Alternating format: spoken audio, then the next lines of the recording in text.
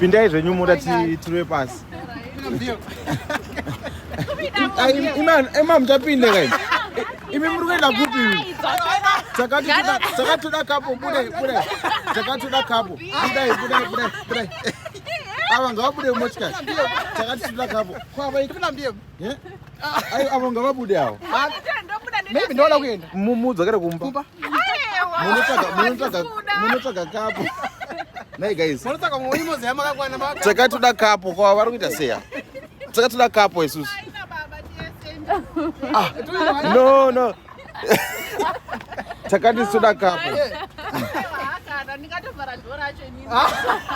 Atina kwatichaenda naimdiwa mtende. Twende toda makapozi, toda ma love dates. Mana notinja kuenda. Hauna uoko. Amadzinyi dzakutochika kudzoko nokusarawo hanzi budai. Dzingwa bye. Adolipodzoka. Bye. Musarenero nasenja. Alright, tobatana ndizvi. Iribo.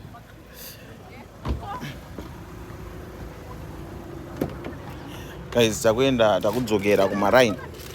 Tatora kapo yedu.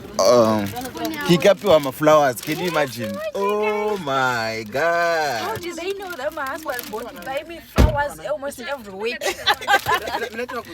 Oh my god. They're so fresh, beautiful, and cute.